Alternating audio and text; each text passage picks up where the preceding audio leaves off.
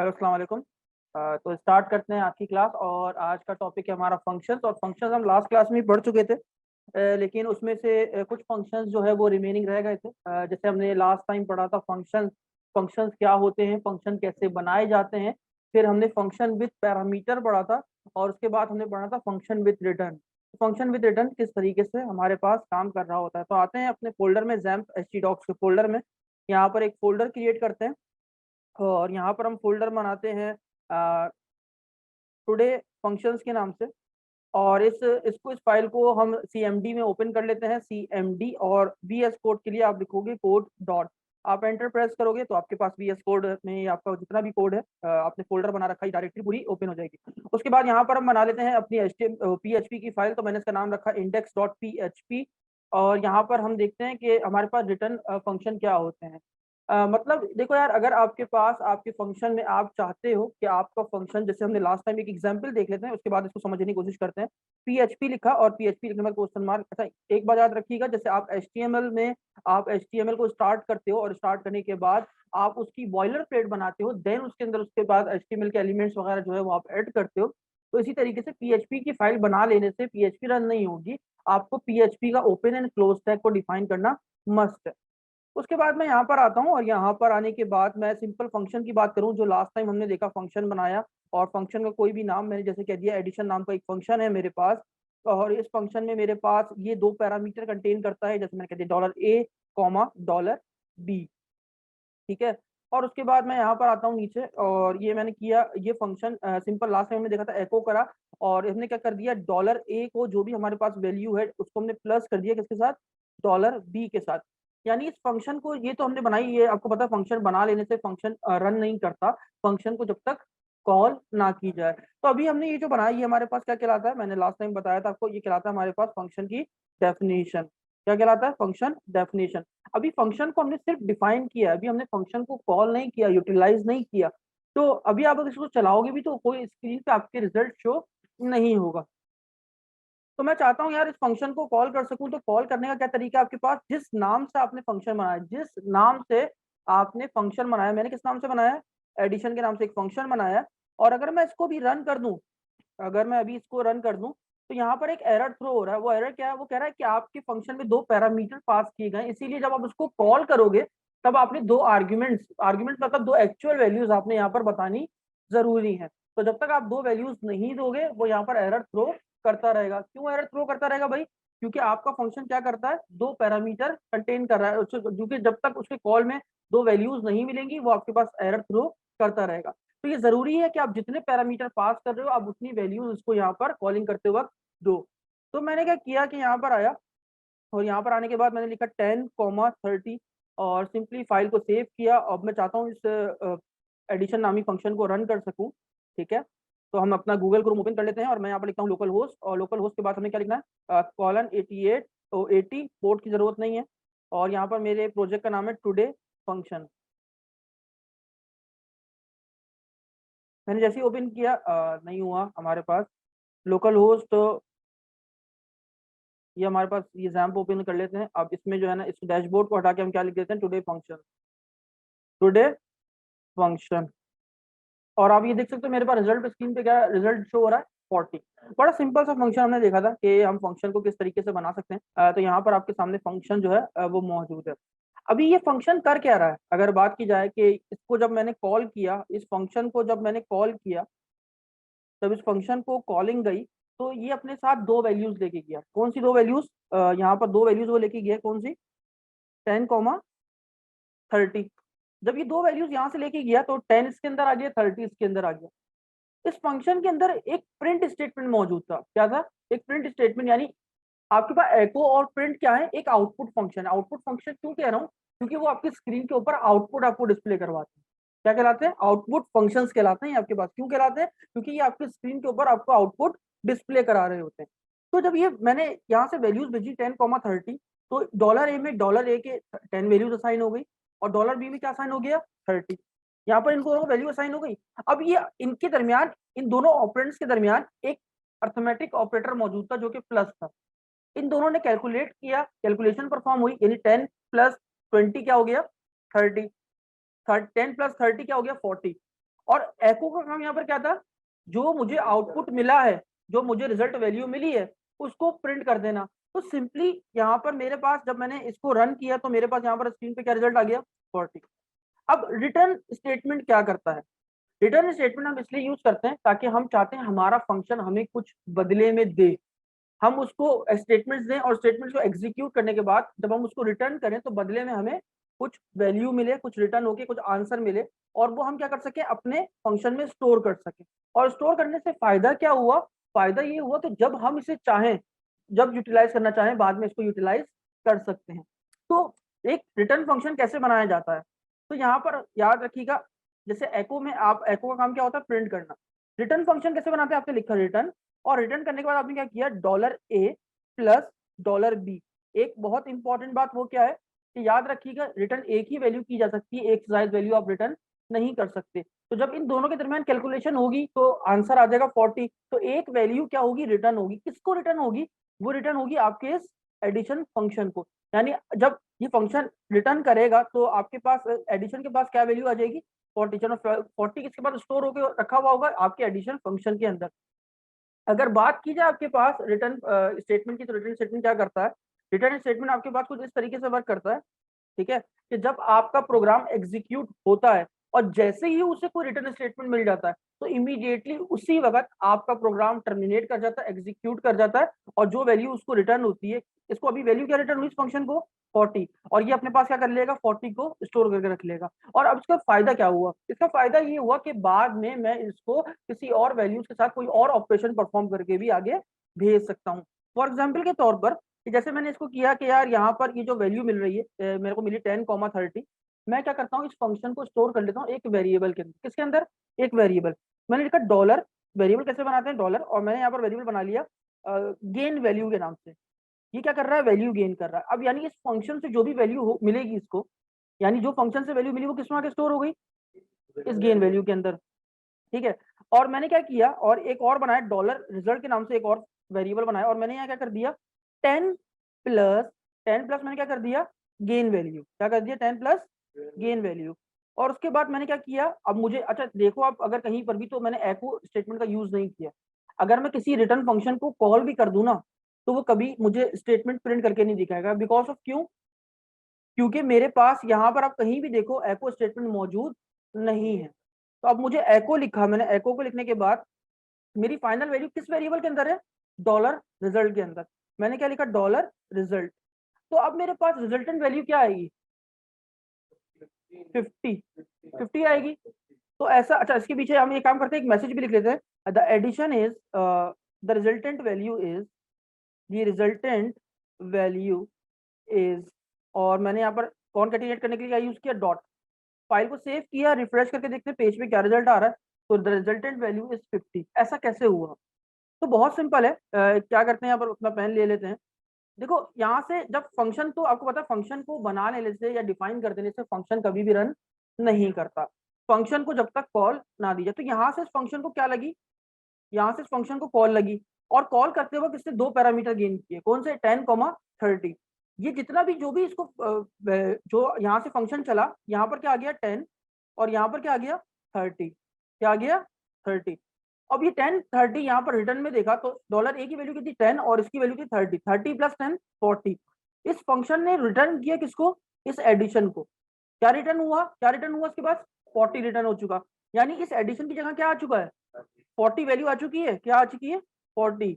और ये 40 अब किसमें स्टोर हो चुका है, एक वेरिएबल के अंदर जिसका नाम क्या है, गेन वैल्यू। अब मैंने क्या किया, एक और वेरिएबल बनाया और 10 उसमें ऐड करा, किसके अंदर, इस वैल्यू, इस वेरिएबल के अंदर। तो 10 प्लस 40 कितना हो गया, 50। और एको करके मैंने क्या कर दिया, इस रिजल्ट को यहाँ पर प्रिंट कर दिया। तो इसीलिए मेरी स्क्रीन पे मेरे पास रिजल्ट क्या आया, क्या रिजल्ट मेरा, मुझे रिजल्ट क्या मिला बदले में, the resultant value is 50। Clear है।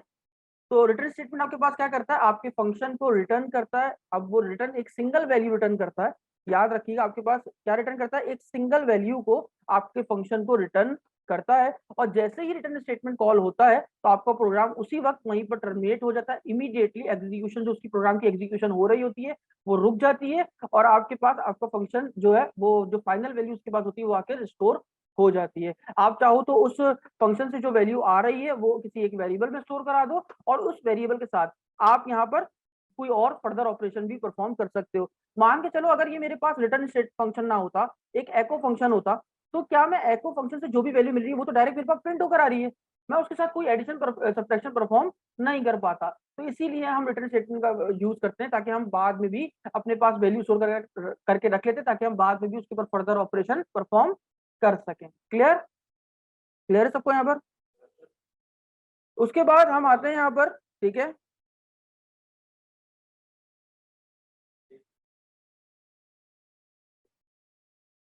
तो हमने देखा किस तरीके से जो है वो हम फंक्शन के अंदर रिटर्न जो है स्टेटमेंट को यूटिलाइज कर सकते हैं। तो अब आगे बढ़ते हैं। अब हम पढ़ते हैं यहाँ पर हमारे पास टॉपिक है function with pass by value and pass by reference. ठीक है, तो इन सबको कर देते हैं कमेंट और स्टार्ट करते हैं function with pass by value and pass by reference. देखो यहाँ पर मैं सिंपल एक फंक्शन बना लेता हूँ, एक फंक्शन जैसे कि मैंने यहाँ बनाया और इसका नाम, इसको हम कह देते हैं नेम के नाम से, कोई भी आप किसी भी नाम से फंक्शन बना दो।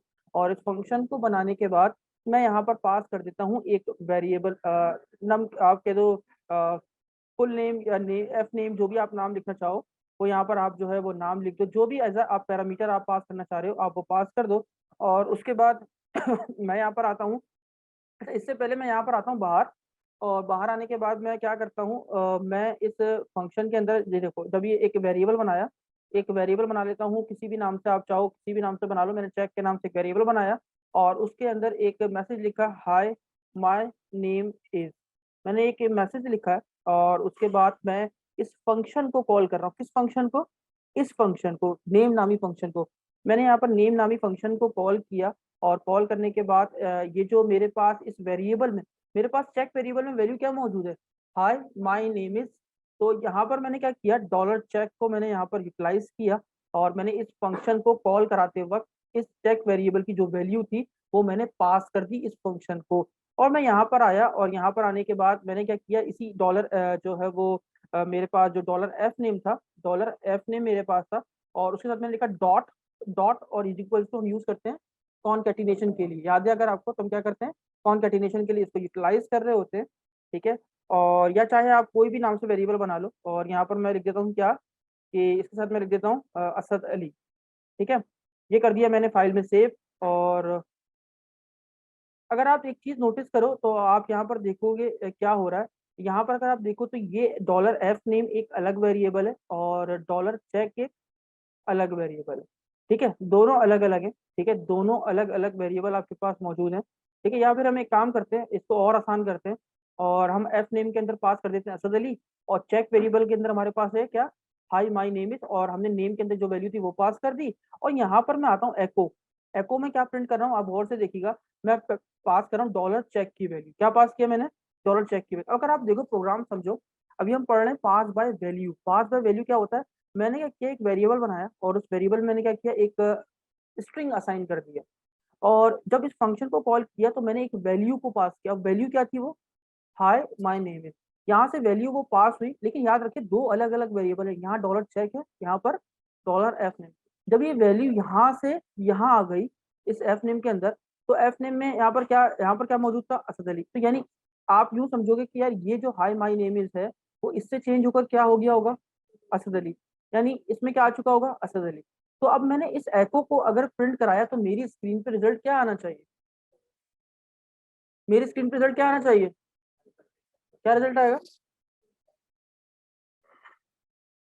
मैंने वैल्यू को पास किया। याद रखिएगा मैंने क्या किया, ये मेरे पास एक वेरिएबल था चेक के नाम से, मैंने इस वेरिएबल की कॉपी क्या किया, मैंने इस वेरिएबल की कॉपी, कॉपी का मतलब तो आपको पता ही होगा कि अगर मैं, मेरे पास एक पेन है और मैं उस पेन को, उस पेन की दो चार पेन की कॉपी खरीद के ले आऊं और मैं सब में आप में डिस्ट्रीब्यूट कर दूं, तो अगर आप उस पेन को यूटिलाइज करो तो आपके काम करने से मेरे पेन के ऊपर कोई फर्क नहीं पड़ेगा। ऐसा नहीं है कि आप काम कर रहे हो तो मेरे पेन की इंक जो है वो खत्म हो रही होगी, आपके पास एक सेपरेट कॉपी है, आपके पास एक सेपरेट कॉपी, सबके पास अपने अपने पेन की कॉपी है, लेकिन ओरिजिनल मेरे पास है, तो आपके काम करने से मेरे पेन के ऊपर कोई फर्क पड़ने वाला नहीं है। तो इसी तरीके से मैंने क्या किया, मेरे पास एक चेक एक अलग वेरिएबल था, मैंने क्या किया, इसमें चेक वेरिएबल की एक कॉपी बना के कहाँ भेजी, इस फंक्शन को मैंने भेजी। इसमें क्या मौजूद था, हाई माई नेम इज, यहाँ पर ये किया, इसकी वैल्यू चेंज हो गई असद अली। लेकिन याद रखिए मेरे पास ये एक अलग था, ये एक अलग था, और मैंने यहाँ से क्या भेजी थी, कॉपी।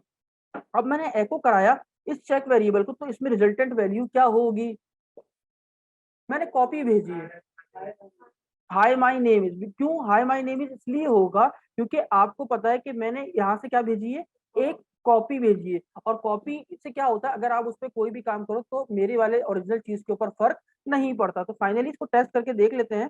यहाँ पर आते हैं अपने विजुअल ब्राउजर पे, और मैं रिफ्रेश कर रहा हूँ, कह रहा है पार्स एरर कहाँ है, लाइन नंबर 16 पे। तो देख लेते हैं लाइन नंबर 16 पे क्या एरर आया हमारे पास। अच्छा, यहाँ पर मैंने टर्मिनेटर नहीं लगाया, फाइल को सेव किया, सेव करने के बाद रिफ्रेश आया, रिफ्रेश किया तो देखो, आप देख सकते हो मेरी स्क्रीन पे यहाँ पर क्या डिस्प्ले हो रहा है, high my name is. For example के तौर पर इसको अगर बहुत आसान करें तो मान के चलो यहाँ पर जो है वो एक यूजर है, एक ये दो बंदे हैं, यहाँ पर डिफरेंट है, वो दो अलग अलग बंदे बैठे हैं, ठीक है। और अगर मैं बात करूं, मेरे पास यहाँ पर एक जो है वो हम यूं समझें कि मेरे पास एक जो है वो जूस का डब्बा है, बॉक्स समझ लेते हैं इसे, ये मेरे पास जूस का डब्बा है। तो अभी जो है वो ये है मेरे पास, हम यूं समझ लेते हैं ये मेरे पास अली है, ठीक है। और ये मेरे पास एक स्टूडेंट है और इसका नाम है अहमद, ठीक है। जस्ट शॉर्ट फॉर्म लिख रहा हूँ, ज़्यादा नहीं लिख रहा मैं, ठीक है। ये मेरे पास अली है, ये मेरे पास अहमद है। अहमद अली से कहता है, अहमद अली से क्या कह रहा है कि यार मुझे भी जूस पीने का दिल कर रहा है। तो अली क्या करता है, शॉप पे जाता है, जो जूस उसके पास था उसी तरीके से उसी सेम जूस खरीदता है, और वो क्या करता है, अहमद को दिला देता है। अब अगर अहमद जो है वो इस जूस को पी रहा है, तो अहमद के जूस पीने से अली के जूस के ऊपर कोई फर्क नहीं पड़ेगा, या अली जो है वो अपना जब जूस पी रहा है तो अली के जूस पीने से अहमद के जूस के ऊपर कोई फर्क नहीं पड़ेगा। क्यों, क्योंकि इस सेम एज इट इज इसी जूस जैसा इसके पास भी मौजूद है, और क्योंकि उसकी कॉपी मौजूद है तो इसीलिए किसी के जूस पीने से किसी और के जूस के ऊपर कोई फर्क नहीं पड़ रहा। This is called pass by value. तो यहाँ पर बिल्कुल ऐसा ही हो रहा है हमारे पास। यहाँ पर अगर हम देखें हमारे पास ये VS कोड में, तो यहाँ पर क्या किया मैंने, इस वेरिएबल की, चेक वेरिएबल का जो अंदर मौजूद है डेटा, उसकी मैंने कॉपी कहाँ भेजी, इस फंक्शन को। तो इसीलिए यहाँ पर ओवरराइट यानी चेंज होने के बजाय, वैल्यू चेंज होने के बजाय यहाँ पर क्या हो गई, वही वैल्यू प्रिंट हो गई जो मेरे पास ओरिजिनल वैल्यू मेरे पास मौजूद थी। याद रखिए मैंने किसको प्रिंट किया, इस वेरिएबल की वैल्यू को प्रिंट किया। मैं ये देखना चाहता था कि क्या फंक्शन में जब मैं इसकी कॉपी बना के भेजूं तो क्या वैल्यू ओवरराइट हो जाती है या नहीं होती। तो पास बाय वैल्यू में क्या होता है, जो आपकी ओरिजिनल वैल्यू होती है वही आपके पास डिस्प्ले हो रही होती है। फिर मेरे पास आता है पास बाय रेफरेंस। रेफरेंस का मतलब क्या होता है कि आप उसको पूरे का पूरा एड्रेस ही सेंड कर दो। फॉर एग्जाम्पल के तौर पर, अब आपको पता है कि हमारे पास जो मेमोरी होती है वो छोटे छोटे ब्लॉक्स में हमारे पास मौजूद होती है, छोटे छोटे ब्लॉक्स इस तरीके से बने होते हैं। तो जब हम कोई वेरिएबल बनाते हैं तो वो मेमोरी की किसी एक स्पेसिफिक किसी एक ब्लॉक में जाकर उसको क्या कर लेते हैं, जैसे ये ब्लॉक था, यहाँ पर एक वेरिएबल असाइन हो गया डॉलर चेक। यहाँ पर क्या हो गया, ये चेक नाम है वेरिएबल जो मैंने बनाया, वो कहाँ, इस मेमोरी के अंदर जाके जो है वो असाइन हो गया। अब इस चेक की जो वैल्यू है, यानी इस ब्लॉक की जो वैल्यू है वो क्या है, hi my name is Asad, ठीक है। तो मैंने क्या बताया कि हमारे पास मेमोरी के जो छोटे छोटे ब्लॉक्स होते हैं, और मेमोरी में जब हम कोई वेरिएबल बनाते हैं तो वो मेमोरी में जाता है, वो ब्लॉक जो है वो उस स्पेसिफिक वेरिएबल के लिए जो है वो हायर हो जाता है, और फिर जो वेरिएबल की वैल्यू होती है वो इस ब्लॉक से यूटिलाइज कर सकते हैं। तो मैं पास बाय रेफरेंस का मतलब क्या है कि मैं ये जिस मेमोरी पे ये जो चेक वेरिएबल है ये कंटेन कर रहा है, या जिस मेमोरी या जिस एड्रेस के ऊपर ये जो चेक वेरिएबल है ये जो रह रहा है, मैं इस पूरे ब्लॉक का एड्रेस ही अगर मैं भेज दूं, पूरा एड्रेस भेज दूं, तो डायरेक्टली मैं उसके ऊपर चेंजेस कर सकता हूं, ठीक है। तो यहाँ पर मैं आया और मैंने क्या किया, डॉलर चेक पास किया, high my name is Asad. और इस बार मैंने क्या किया, जब मैंने इस वेरिएबल को भेजा तो यहाँ पर, अच्छा, एड्रेस कैसे भेजते हैं, एड्रेस के लिए आप यूज करते हो जो यहाँ होता है M%, क्या यूज करते हो आप, M%। ये रिप्रेजेंट करता है किसको, एड्रेस को, एड्रेस ऑफ, ठीक है। यानी मैंने क्या भेजा, जब मैं इस वेरिएबल की वैल्यू को भेज रहा था तो मैंने ना सिर्फ वैल्यू को भेजा बल्कि क्या भेज दिया, उसका पूरा का पूरा, किसका, चेक का पूरा यहाँ से चेक का एड्रेस भेजा कहाँ पर, इधर पैरामीटर के अंदर। और जब यहाँ पर आई तो वैल्यू चेंज हो गई। तो अब मुझे बताओ एको में जो डॉलर चेक के अंदर वैल्यू होगी वो क्या होगी, असद अली, यानी वो उससे क्या हो जाएगी, ओवरराइड हो जाएगी। क्यों ओवरराइड हो जाएगी, क्योंकि हमने उसके एड्रेस के ऊपर ले जाकर उसको चेंज कर दिया। फॉर एग्जाम्पल के तौर पर मैं रिफ्रेश करूं, देखो आप यहाँ पर अगर हम इसको रिफ्रेश करें, एक मिनट, फाइल को सेव नहीं किया क्या हमने, ये सेव नहीं किया, सेव करते हैं और यहाँ पर अगर इसको रिफ्रेश करते हैं तो आप ये देखो मेरे पास वैल्यू क्या आ चुकी है, असद अली। बेसिकली हुआ क्या, यहाँ पर अगर मैं बात करूँ सेम एज इट इज, मेरे पास दो स्टूडेंट मौजूद हैं, ठीक है। एक मेरे पास है, सॉरी, एक मेरे पास है ये स्टूडेंट है मेरे पास अहमद था, आपको पता है। ये मेरे पास एक स्टूडेंट था जो कि अली था। ठीक है, यहाँ पर अभी जो है मेरे पास एक जूस का डब्बा मौजूद है, और अहमद ने मुझसे कहा कि अहमद ने अली से कहा, क्या कहा कि यार मुझे भी जूस पीना है।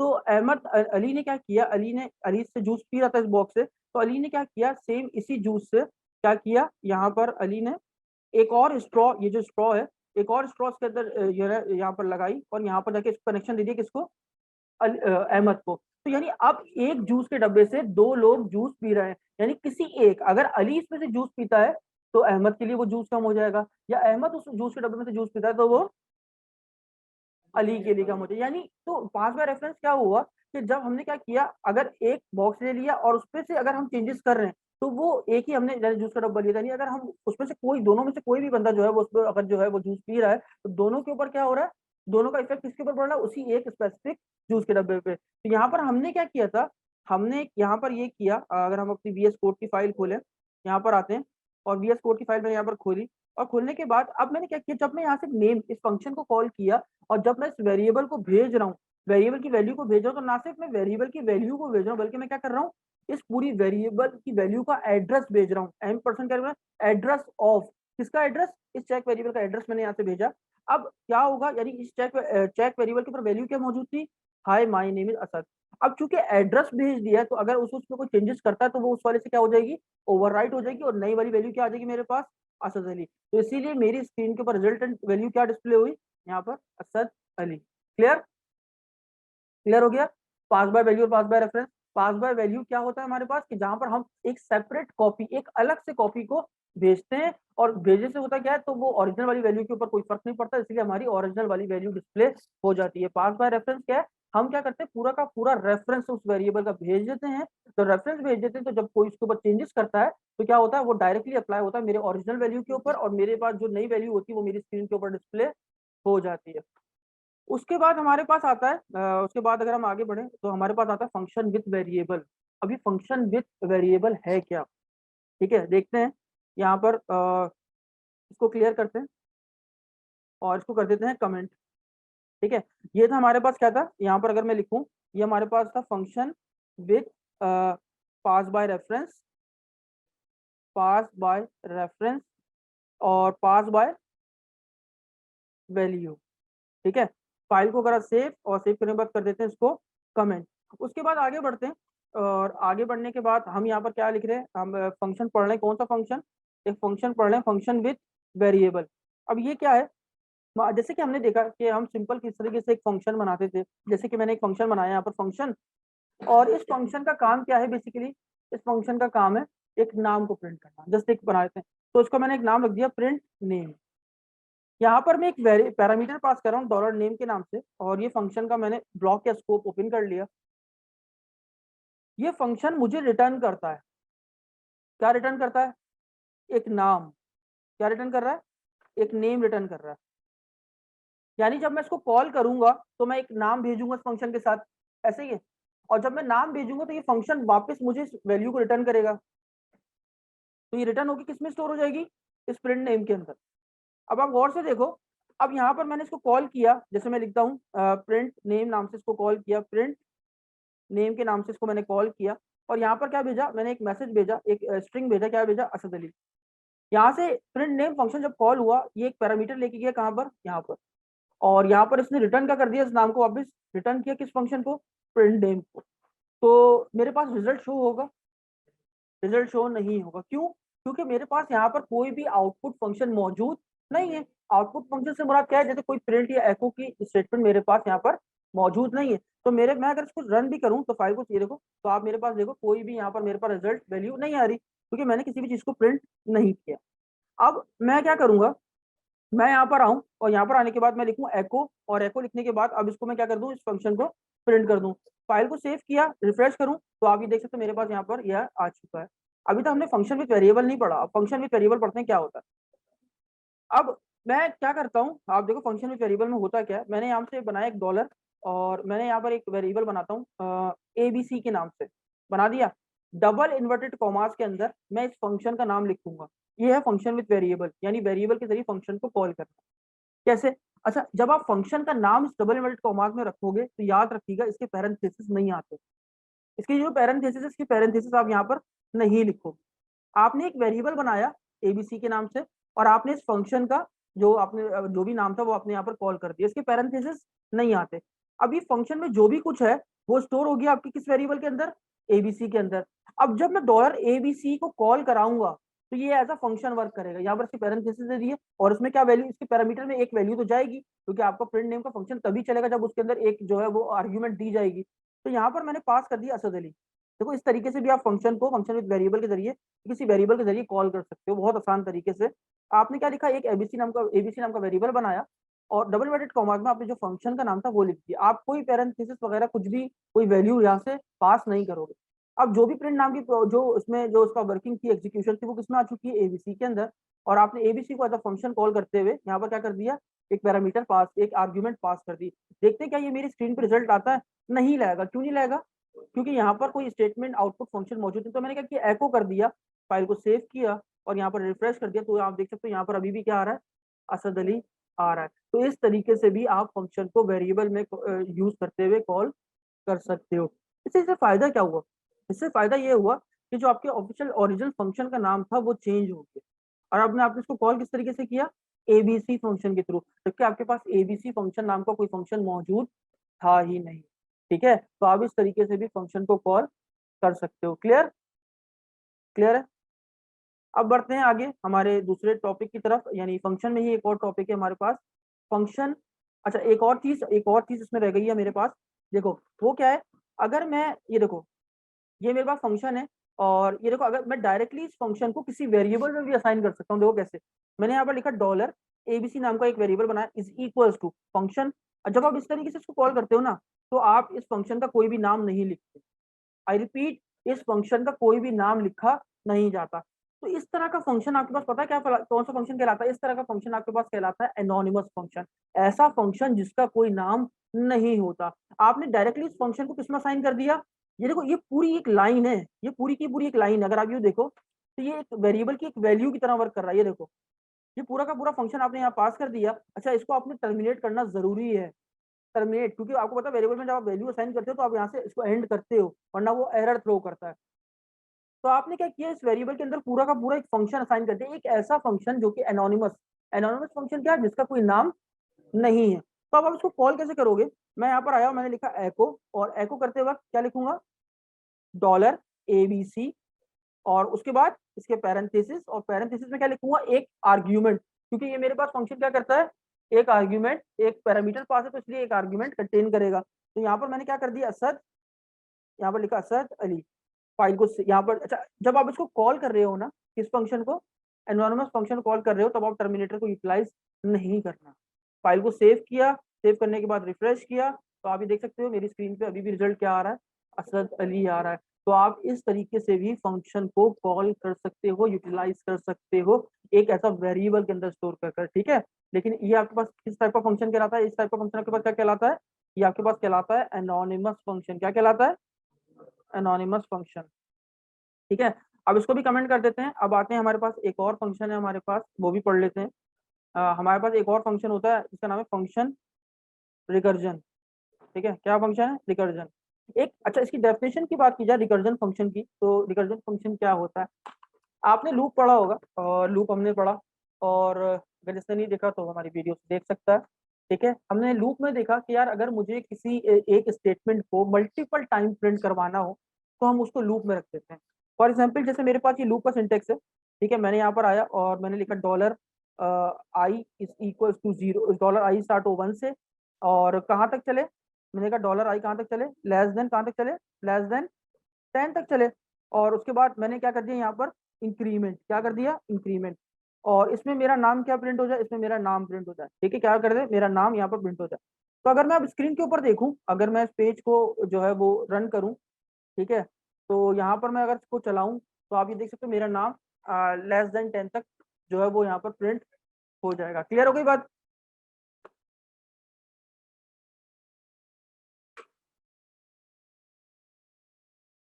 तो यहाँ पर आपने देखा किस तरीके से मैं लूप से जो है वो एक ही स्टेटमेंट को मल्टीपल टाइम्स कैसे प्रिंट करवा सकता हूँ। ठीक है, तो यार फंक्शन रिकर्जन फंक्शन क्या होता है? एक ऐसा फंक्शन जो कि अपने फंक्शन में, वो अपने फंक्शन के अंदर ही अपने आप को खुद से कॉल करे, इटसेल्फ।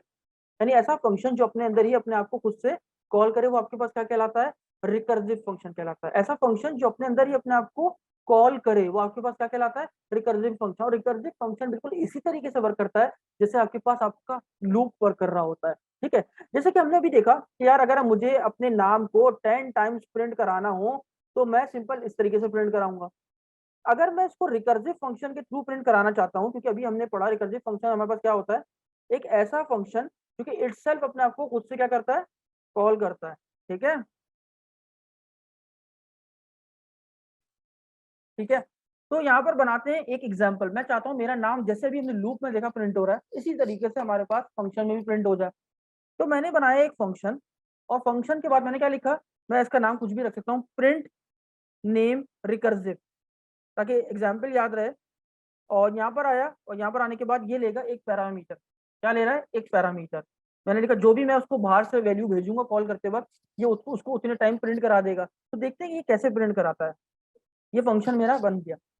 अब सबसे पहले सवाल ये उठता है कि यार मैं एक ऐसा फंक्शन बना रहा हूँ जो कि जैसे मैंने लिखा एको, और एको लिखने के बाद यहाँ लिख दिया असद अली। क्या पास कर दिया यहाँ पर? यहाँ पर मैंने पास कर दिया ASAD असद, और यहाँ मैंने क्या पास कर दिया? असद अली। अब सवाल ये है, मैं इस फंक्शन को बाहर से कॉल करूं, तो कॉल करने के बाद ये फंक्शन एक बार चलेगा, एक बार चला, एग्जीक्यूट हुआ, एग्जीक्यूट होने के बाद इसके अंदर जो स्टेटमेंट मौजूद था असद अली, वो मेरी स्क्रीन पे प्रिंट हो गया। तो इस तरीके से तो हमारा पास, हमने जो अभी देखा कि यार बिल्कुल फंक्शन ऐसे वर्क करता है, रिकर्सिव फंक्शन जैसे लूप वर्क करता है। तो अभी तो ये लूप की तरह तो काम ही नहीं कर रहा था, इसको बनाना पड़ेगा। कैसे बनाते हैं?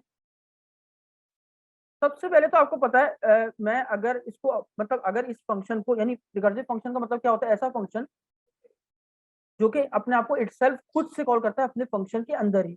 तो यहाँ पर मैंने ये पास किया, ये देखो ऐसे कॉपी किया, और यहाँ पर मैंने कर दिया पेस्ट। ठीक है, अब मैं इस लूप फंक्शन को चलाता हूँ। मैं बाहर से आया, मैंने क्या किया, इस एक दफा तो मुझे स्टार्ट देना पड़ेगा ना, कॉलिंग तो करनी पड़ेगी। विदाउट कॉलिंग तो फंक्शन चलता ही नहीं है। तो मैंने आके कॉल किया, और जब मैं इसको कॉलिंग कर रहा था तो यहाँ पर मैंने क्या पास कर दिया? असद अली। अब आप देखिएगा एक चीज क्या होती है यहाँ पर।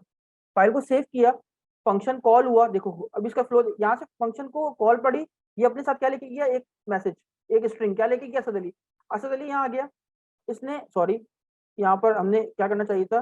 एक मिनट, यहाँ पर हमने करना चाहिए था नेम, एको में जो भी नाम आ रहा है, एको डॉलर नेम। ठीक है, यहाँ से क्या किया मैंने? एक स्ट्रिंग भेजा, वो स्ट्रिंग कहाँ चला गया? यहाँ पर। जब यहाँ पर आया स्टेटमेंट को पढ़ते हुए, यहाँ पर इसने असद अली को प्रिंट कर दिया। कर दिया, करने के बाद जब ये नीचे आया, इससे देखा दोबारा से मैं कॉल हो गया, दोबारा से कॉल हो गया। नेम के अंदर क्या मौजूद था? असद अली। दोबारा नेम में असद अली आ गया, यानी इसके अंदर क्या आ गया? असद अली। दोबारा से प्रिंट किया, यानी ये जो एग्जीक्यूशन हो रही है, ये सो ऑन चलती रहेगी, इनफाइनाइट हो गया। देखो अगर मैं इसको अभी रन कर दूं तो ये इनफाइनाइट हो जाएगा। ये देखो अभी ब्राउजर, ये देखो, ये इनफाइनाइट रिकर्सिव फंक्शन बन गया मेरे पास। जबकि हम लूप में भी बताते हैं कि एक स्पेसिफिक कंडीशन तक आओ, तो कंडीशन फॉल्स हो जाए तो टर्मिनेट करके लूप से बाहर निकल जाओ। तो यहाँ पर हमें बनानी पड़ेगी एक कंडीशन। वो कंडीशन इसलिए ताकि हमारा प्रोग्राम क्या हो सके? एग्जीक्यूट होने के बाद एक पॉइंट पर आके टर्मिनेट हो सके, खत्म हो सके। तो अभी देखो ये चलता चला जा रहा है, चलता चला जा रहा है। मैं इसको कर देता हूँ बंद, और यहाँ पर आता हूँ वापस। अब मैं बनाता हूँ ये कंडीशन। अब मैं कंडीशन क्या है, बड़ी सिंपल कंडीशन बनाएंगे। यहाँ मैंने कहा इफ, अगर, अगर ये जो नाम है, या एक काम करते हैं, मैं डायरेक्टली जो है ना इस एको में एक काम करता हूँ, ये देखो यहाँ पर पास कर देता हूँ असद अली। सिंपल एक मैसेज पास कर दिया, असद अली। यहाँ से मैं भेजता हूँ रेंज, नाम नहीं भेज रहा कि कितनी दफा प्रिंट करो, सही, कितनी दफा मैं बताऊंगा कितनी दफा चलना है। ठीक है, और यहाँ पर आके क्या करूंगा? एक नंबर पास करूंगा, 10, 10 दफा चलो, 20 दफा चलो, 10 दफा चलो। ठीक है, लेकिन अगर मैं अभी भी इसको चलाऊं ना, अगर अभी इफ कंडीशन नहीं बनाऊं, अभी भी अगर मैं इसको चलाऊं यहाँ पर डॉलर रेंज, अगर मैं यहाँ से देखो 10 भेजा, क्या भेजा? 10। जब ये कॉल हुई यहाँ पर क्या वैल्यू लेके गया? 10। यहाँ पर आके स्टेटमेंट को प्रिंट किया, दोबारा फंक्शन कॉल हुआ, उसमें वापस क्या वैल्यू आ गई? 10। तो ये अभी भी जो है ना इनफाइनाइट लूप की तरह ही वर्क करेगा। अगर मैं आपको इसको चला के दिखाऊं, ये देखो, दोबारा से रिफ्रेश करूं, ये देखो, अभी भी मेरे पास इनफाइनाइट है। लेकिन मैंने तो कहा 10 दफा चलो। अब हमें बनानी पड़ेगी यहाँ पर एक स्पेसिफिक कंडीशन कि जैसे ही 10 तक बात आए तुम खत्म हो जाना, डिस्ट्रॉय हो जाना। तो वो कैसे करेंगे? बहुत सिंपल तरीका है। यहाँ पर आया फंक्शन के अंदर, और मैंने क्या लिखा? इफ, अगर, अगर डॉलर रेंज, ये जो रेंज तुम्हारे पास आ रही है, अगर ये कम है या बराबर है किसके, 1 के, less than equal to 1, less than है 1 से कम है या 1 के बराबर है, तो तुम क्या करना, यहाँ पर देखो फंक्शन से बाहर निकलने के लिए, मतलब इफ की कंडीशन से बाहर निकलने की आपको मैंने पढ़ाया था ब्रेक स्टेटमेंट। आप कहोगे सर यहाँ पर ब्रेक स्टेटमेंट का यूज कर सकते हैं, क्योंकि ब्रेक स्टेटमेंट किस लिए यूज किया जाता है, प्रोग्राम को टर्मिनेट करके बाहर निकलने के लिए। लेकिन हम उस ब्रेक स्टेटमेंट को फॉर लूप, व्हाइल लूप या डू व्हाइल लूप के साथ यूज कर सकते हैं, फंक्शंस के अंदर यूज नहीं कर सकते। तो अगर मैं यहाँ ब्रेक यूज कर लूंगा तो एरर थ्रो करेगा, तो हम यहाँ पर ब्रेक को यूज नहीं कर सकते। ठीक है, तो यहाँ पर मैं यूज करूंगा रिटर्न स्टेटमेंट। रिटर्न स्टेटमेंट क्या करता है, आपको मैंने बताया कि रिटर्न स्टेटमेंट जैसे ही एग्जीक्यूट होता है, होने के बाद जैसी रिटर्न स्टेटमेंट कॉल होती है, तो क्या होता है, आपका प्रोग्राम इमीडिएटली उसी वक्त क्या होता है, टर्मिनेट होता है, खत्म होता है और बाहर निकल जाता है। तो यहाँ पर मैं क्या लिखूंगा, रिटर्न कर दो 1, सिंपल वैल्यू रिटर्न कर दी। क्या रिटर्न कर दी, 1। मैंने क्या कहा, देखो यहाँ से मैंने 10 वैल्यू भेजी, 10 यहाँ पर आ गई, देखो यहाँ से वैल्यू मैंने क्या भेजी, 10, और 10 यहाँ पर, यहाँ क्या आ गया, 10 आ गया। अब इससे चेक किया कि 10 जो है वो 1 से छोटा है, नहीं। क्या 10 1 के बराबर है, नहीं, कंडीशन फॉल्स। बाहर आया, असद अली देखा, असद अली देखने के बाद यहाँ प्रिंट किया, यहाँ पर आ गया, अभी भी वैल्यू क्या रही, 10। तो अभी भी ये इनफाइनाइट है, अभी ये इनफाइनाइट ही रहेगा। क्यों इनफाइनाइट रहेगा, कि हमने एक छोटा सा काम और करना है, उसके बाद ये कंडीशन सेटिस्फाइड हो जाएगी। तो हमने यहाँ पर क्या करना है, यहाँ पर आया और मैंने क्या कहा, अब रेंज में से तुम बस सिर्फ इतना कर देना, -1 करते चले। क्या कर दिया, -1। अब देखो यहाँ पर प्रोग्राम कैसे चलेगा, यहाँ से मैंने वैल्यू भेजी 10, यहाँ पर क्या आ गया 10, यहाँ पर आया कि 10 1 से छोटा है, जी नहीं। क्या 10 1 के बराबर है, जी नहीं, कंडीशन में इसके अंदर नहीं जाएगा। बाहर आया, यहाँ पर नाम प्रिंट कर दिया, रेंज थी 10, 10 -1 9, वापिस यहाँ पर क्या गया, अब क्या आ गया 9। अब 9 क्या 1 के बराबर है, नहीं। क्या 1 से छोटा है, नहीं। ये तब तक चलता रहेगा जब तक यहाँ पर क्या नहीं आ जाता, 1। जब 1 1 के बराबर हो जाएगा तो ये प्रोग्राम, क्योंकि रिटर्न स्टेटमेंट मौजूद है, वो उसको एग्जीक्यूट करेगा, टर्मिनेट करेगा उसी वक्त, और क्या करेगा, प्रोग्राम से बाहर निकालेगा और मेरे पास स्क्रीन पर रिजल्ट डिस्प्ले हो जाएगा। तो देखते हैं कि हमने जो प्रोग्राम बनाया वो परफेक्टली वर्क कर रहा है या नहीं कर रहा। सेव कर देते हैं इसको और आके रिफ्रेश करते हैं। तो आप ये देख सकते हो मेरे पास मेरी स्क्रीन पर रिजल्ट डिस्प्ले हो चुका है, और ये बिल्कुल एज इट इज ऐसे ही वर्क कर रहा है जैसे हमारे पास लूप वर्क कर रहा था। बस हमने क्या किया, यहाँ पर कुछ कंडीशंस यहाँ पर बताई। अब यहाँ पर जो है वो एक लाइन में आ रहा है, तो अगर आप चाहते हो नेक्स्ट लाइन में आ जाए तो यहाँ पर BR का टैग लगा दो, सेव कर दो और रिफ्रेश कर दो। तो आप ये देख सकते हो मेरे पास <1 तक, यानी 9 टाइम्स तक ये वैल्यू चल रही है और मेरी स्क्रीन पर रिजल्ट यहाँ पर प्रिंट हो चुका है। क्लियर, क्लियर हो गया। तो ये सवाल किया स्टूडेंट ने कि ये सर 9 टाइम्स या 10 टाइम्स कैसे प्रिंट कर रहा है, तो देख लेते हैं इसको।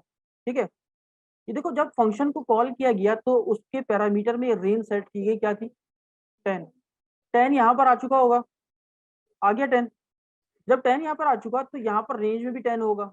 अब कंडीशन चेक हुई, क्या 10 1 से छोटा है, नहीं। क्या 10 1 के बराबर है, जी नहीं। जब ये कंडीशन ट्रू ही नहीं हुई तो कभी इफ के ब्लॉक में जाएगा ही नहीं। अभी नीचे आया, इसने देखा असद अली मौजूद था, प्रिंट कर दिया असद अली को, यहाँ पर एक दफा प्रिंट कर दिया, मैं टिक बना रहा हूँ, प्रिंट कर दिया। ये यहाँ पर आया रिकर्सिव, दोबारा से फंक्शन कॉल हुआ क्योंकि ये रिकर्सिव फंक्शन था, कॉल हुआ, रेंज में क्या था 10, 10 -1 क्या हो गया 9, यानी इस फंक्शन के अंदर वापस नई वैल्यू क्या हो गई 9। अभी दोबारा जब कॉल हुआ तो ये वापस कौन सी वैल्यू लेकर आया होगा 9। क्या अब नई वैल्यू आ गई 9। क्या 9 1 से छोटा है, क्या 9 1 के बराबर है, जी नहीं। क्या इस ब्लॉक में जाएगा, नहीं। दोबारा से तली को देखा, प्रिंट कर दिया, यहाँ पर आपका दूसरी बार प्रिंट हो गया, प्रिंट हो गया। ये वापस नीचे आया, अब 9 मौजूद था, 9 -1 8, 8 वैल्यू हो गई। ये दोबारा गया यहाँ पर 8 लेके, ये दोबारा आया 8 लेके। क्या 8 1 से छोटा है, जी नहीं। क्या 8 1 के बराबर है, जी नहीं। दोबारा इसकी कंडीशन में जा ही नहीं सकता। वापस आया, असद अली को प्रिंट किया, दोबारा असद अली यहाँ पर प्रिंट हो गया।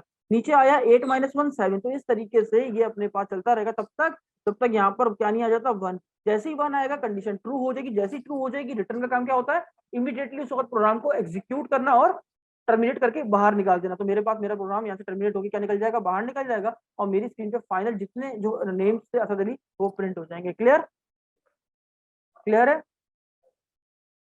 क्लियर। तो आगे बढ़ते हैं। ये था हमारा फंक्शन का टॉपिक और ये था रिकर्सिव फंक्शन। एक और एग्जांपल कर लेते हैं फैक्टोरियल की, ताकि आपको और अच्छे से रिकर्सिव फंक्शन जो है वो क्लियर हो जाए। ठीक है, अब फैक्टोरियल की एग्जांपल कर लेते हैं। फैक्टोरियल क्या होता है, अगर किसी को नहीं पता तो यहाँ पर उसको बता देता हूँ। तो 5 फैक्टोरियल मैथमेटिक्स में आप सबने पढ़ा होगा, 5 फैक्टोरियल को इस तरीके से लिखा जाता है। ठीक है, इस तरीके से लिखा जाता है 5 फैक्टोरियल। ठीक है, तो यहाँ पर 5 फैक्टोरियल का मतलब क्या होता है, फैक्टोरियल का मतलब ये होता है जिधर से आपने कहा गया, जिधर से निकालने को कहा गया, यानी 5 से कहा गया, तो 5 से पीछे पीछे आप क्या करते जाओ, मल्टीप्लाई, यानी 5 multiply by 4 multiply by 3 multiply by 2 multiply by 1। अच्छा, कोई माइनस में नहीं चला जाना कि -0 -1 -2 -3, ऐसा नहीं। फाइनल कहाँ तक जाता है, 1 तक जाता है। और जब ये 1 तक चले जाता है तो इन जो नंबर जिसको मिले इनके दरमियान क्या होती है आपस में, मल्टीप्लीकेशन।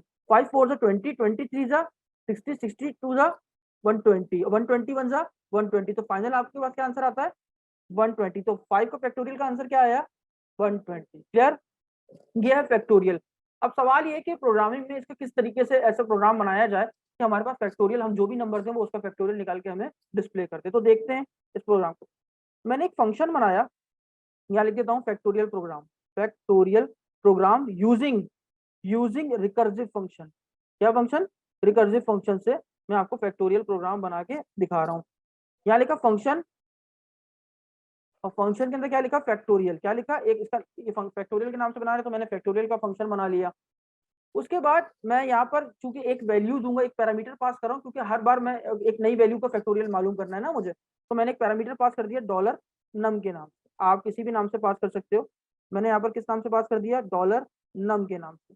ये इसकी स्कोप या ब्लॉक ओपन हो चुके हैं। ठीक है। अच्छा मैंने, अच्छा एक बात याद रखिएगा, फैक्टोरियल 1, 1 का फैक्टोरियल ऑलवेज 1 रहता है, सही है, या 0 का फैक्टोरियल भी 1 ही होता है। ये बात आप याद रखिए, 0 का फैक्टोरियल अगर आपसे कोई निकालने को बोले तो क्या है, 1 ही आएगा, और 1 का फैक्टोरियल भी 1 ही आता है। तो अभी हमें एक कंडीशन बनानी पड़ेगी कि अगर कोई मान लो 0 डाल देता है तो उसका फैक्टोरियल आंसर 1 ही आना चाहिए, सही है। तो यहाँ पर मैं कंडीशन बना लेता हूँ, इफ, क्या बना रहा हूँ, एक कंडीशन बना रहा हूँ, क्या, इफ अगर अगर कोई डॉलर नंबर जो भेज रहा है अगर वो 0 डाल देता है, क्या डाल देता है, वहां पर 0 वैल्यू डाल देता है, तो तुम उसको क्या कर देना, एक वैल्यू भेज देना, क्या, रिटर्न कर देना 1, सिंपल। अगर कोई 0 भेज देता है नम के अंदर तो 0 0 के बराबर हो जाता है, तो तुम क्या रिटर्न कर देना, डायरेक्टली 1 रिटर्न कर देना। उसके बाद एल्स, अगर कोई वैल्यू आ जाती है तो तब क्या करोगे, तो यहाँ पर करेंगे हम एक फॉर्मूला। अब फॉर्मूला क्या होता है, बहुत सिंपल फॉर्मूला है फैक्टोरियल का। वो क्या है, यहाँ पर मैं फॉर्मूला लिख देता हूँ। ठीक है, फॉर्मूला क्या है, मैंने कहा रिटर्न करो, क्या रिटर्न करो, जो भी नम, यानी जो भी वैल्यू है, नम डॉलर नम को मल्टीप्लाई कर दो, क्या करो, मल्टीप्लाई कर दो। मल्टीप्लाई किससे करो, यहाँ पर मैं लिखूंगा। अच्छा, रिकर्सिव फंक्शन क्या होता है, एक ऐसा फंक्शन जो कि इटसेल्फ खुद से खुद को कॉल करे। तो अब मैं रिकर्सिव फंक्शन का यूज कर रहा हूँ, तो मेरे फंक्शन का नाम क्या था, फैक्टोरियल। मैंने इसको कॉल किया, ये मैंने फैक्टोरियल फंक्शन को कॉल कर दिया, और इसमें मैंने क्या लिखा, डॉलर नम -1। अब ये इसका फॉर्मूला, ये करेगा क्या, देखो, अगर मैं आपको बताऊं, यहाँ पर मान लो मैंने एक नम में एक वैल्यू भेजी,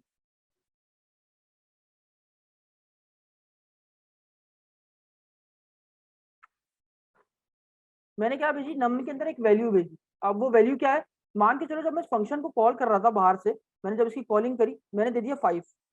ठीक है, ये मैंने वैल्यू दी 5। 5 एज अ पैरामीटर जब यहाँ पास हुआ तो इसमें क्या आ गया, 5। क्या 5 0 के बराबर है, नहीं, यानी ये इफ तो एल्स में आया। एल्स में आने के बाद यहाँ लिखा था 5, नम के अंदर क्या था, 5, 5 आ गया। क्लियर है, 5 आ चुका। 5 मल्टीप्लाई बाय फैक्टोरियल, फैक्टोरियल नम, नम के अंदर क्या था, 5, 5 -1 क्या हो गया, 4। 4 मल्टीप्लाई हो जाएगा किससे, 5, 5 4 जा 20। तो फैक्टोरियल यहाँ पर क्या वैल्यू मौजूद थी, 4। अब ये इसके अंदर क्या आ गया, 4 आ चुका। क्या 4 0 के बराबर है, नहीं, जरा नहीं, तो एल्स में आएगा, दोबारा एल्स में आया। इसमें क्या मौजूद था, 5 मौजूद था पहले, नहीं, 5 4 था 20 था, 20 मौजूद था। नई वैल्यू क्या थी, इसमें 20 मौजूद था, तो ये 4 -1 3, तो 23 जा 60। तो इस तरीके से आपके पास ये फंक्शन चलता रहेगा, कब तक, जब तक वैल्यू 0 नहीं हो जाए। तो जब 0 हो जाएगी फैक्टोरियल से निकल के बाहर आ जाएगा। अब मैं इसको प्रिंट करता हूँ। अच्छा, अभी अगर मैं इसको डायरेक्टली चलाऊं तो क्या ये स्क्रीन पे रिजल्ट शो करेगा, नहीं, क्योंकि ये फंक्शन हमारे पास एक रिटर्न फंक्शन है जो कि अपने पास वैल्यू होल्ड करके रखता है। तो इसको प्रिंट करने के लिए आपको एको की कमांड चलानी पड़ेगी। तो मैंने यहाँ पर क्या लिखा, एको, एको लिखा, सेव किया, तो आप देख सकते हो 5 का फैक्टोरियल क्या आ चुका है, 120। क्लियर हो गई बात, थोड़ा जूम कर देते हैं। ये देख सकते हो आपको मेरी स्क्रीन पे क्या रिजल्ट आया, 120। इस तरीके से अगर मैं यहाँ पर कोई भी जैसे 6 लिखूंगा तो 6 का फैक्टोरियल पता चल जाएगा, 7 लिखूंगा तो 7 का फैक्टोरियल। तो आपके पास इस तरीके से आप इजीली फैक्टोरियल निकाल सकते हो। अगर किसी को फ्लो समझ में नहीं आया तो एक बार इसको प्रैक्टिकली देख लेते हैं। यहाँ से मैंने 6 पास किया, नम के अंदर वैल्यू क्या आ गई, 6, और 6 कभी 0 के बराबर नहीं है, तो जाहिर सी बात है इफ का ब्लॉक नहीं चलेगा। नम में क्या आ गया, 6, और फैक्टोरियल नम -1, यानी 6 -1 कितना हुआ, 5, यानी इस पूरे का आंसर क्या होगा, 5। तो 5 मल्टीप्लाई बाय 6 30, यानी नम की नई वैल्यू क्या हो चुकी है, 30, ठीक है।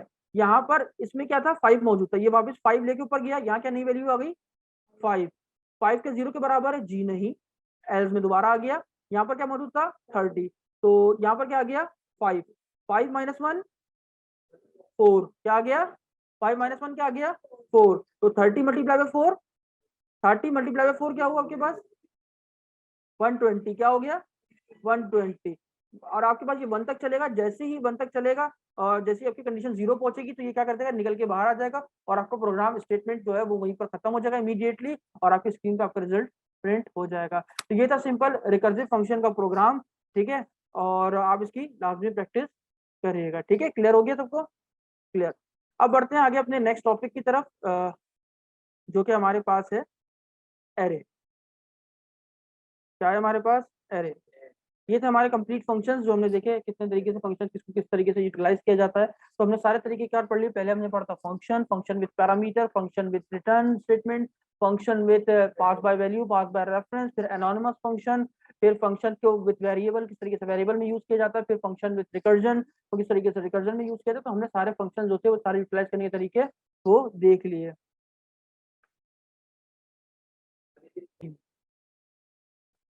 तो बढ़ते हैं अपने नेक्स्ट टॉपिक की तरफ, जो कि हमारे पास है एरे।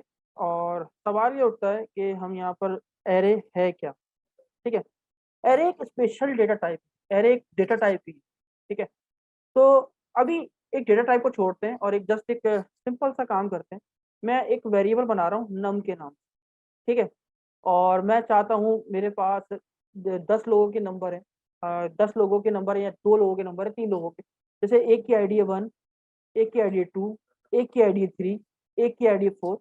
मैं चाहता हूं कि तमाम जो आईडीज हैं वो स्टोर हो जाएं किसके अंदर, एक नम वेरिएबल के अंदर। और मैं क्या करूंगा, एको करके प्रिंट कर लूंगा। मैंने लिखा डॉलर नम और मैंने लिखा, फाइल को सेव किया। सेव करने के बाद जैसे ही मैंने स्क्रीन पे इसको ब्राउजर पे आके रिफ्रेश किया तो ये कह रहा है सिंटेक्स एरर अनएक्सपेक्टेड टोकन। ऐसा इसने क्यों कहा, मैंने थोड़ा सर्च किया। सर्च करने के बाद मुझे रिजल्ट क्या मिला, वो कहता है यार आप एक वेरिएबल के अंदर इस तरीके से मल्टीपल डेटा पास नहीं कर सकते। यानी आप एक डेटा तो पास कर सकते हो लेकिन एक से ज्यादा डेटा यानी कॉमा लगा के सेपरेट एज अ पैरामीटर, ये एक एक करके पैरामीटर है ना, एक एक वैल्यूज, यानी आप इस तरीके से कॉमा करके सेपरेट करके अलग अलग अलग वैल्यूज एक वेरिएबल के अंदर यूज नहीं कर सकते। तो थोड़ी सी रिसर्च से ये पता चला कि कोई ऐसा कोई कॉन्सेप्ट है पीएचपी के अंदर कि जहां पर मल्टीपल वैल्यूज को मैं स्टोर करा सकूं। तो मैंने एक डेटा टाइप फाइंड की जिसका नाम था एरे। एरे की मदद से हम क्या कर सकते हैं, मल्टीपल वैल्यूज का डेटा स्टोर कर सकते हैं किसी एक वेरिएबल के अंदर। तो एरे की डेफिनेशन क्या हुई, एरे की हमारे पास डेफिनेशन, एरे एक आपके पास एक स्पेशल डेटा टाइप है जो कि अपने पास मल्टीपल डेटा टाइप का डेटा स्टोर करती है। यानी मैं एरे के अंदर किसी भी टाइप का, चाहे वो स्ट्रिंग हो, चाहे वो बूलियन हो, चाहे वो इंटीजर हो, चाहे वो नल हो, चाहे फिर वो खुद एक एरे हो, एरे के अंदर एरे हो, चाहे फिर वो ऑब्जेक्ट हो।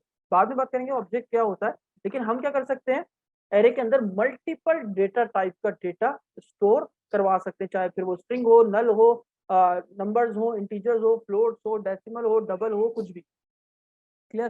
तो हमने देखा कि ये तरीकेकार गलत है, हम इस तरीके से मल्टीपल वैल्यूज को स्टोर नहीं कर सकते। अब हमें क्या करना पड़ा, हमें देखना पड़ा कि यार यूज कैसे किया जाता है एरे को, एरे का सिंटेक्स है क्या, एरे को यूज करें तो कैसे करें। तो यहाँ पर हमने एक वेरिएबल बना लेते हैं, हम एक वेरिएबल बना लेते हैं ARR के नाम से। मैंने एक वेरिएबल बना लिया एरे के नाम से, आप कोई भी नाम से बना लो, कोई मर्जी।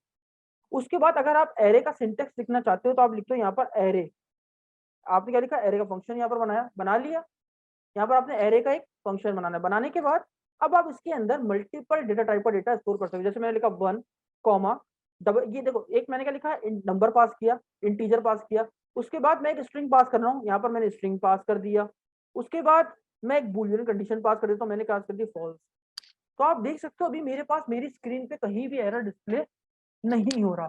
तो हमने देखा कि एरे के अंदर हम मल्टीपल डेटा टाइप का डेटा पास या स्टोर कर सकते हैं कॉमा सेपरेट करके। यानी कॉमा से हम सेपरेट करके अलग अलग अलग अलग वैल्यूज यहाँ पर शो, यहाँ पर इंसर्ट कर सकते हैं, अपने एरे में स्टोर करवा सकते हैं। एक बहुत इंपॉर्टेंट बात वो क्या है, याद रखिएगा एरे में जो भी वैल्यूज स्टोर होती हैं अब सवाल ये है ना कि मैं अगर इसमें से असद अली देखना चाह रहा हूँ या फॉल्स देखना चाह रहा हूँ कि किधर मौजूद है, तो मैं किस तरीके से देखूं।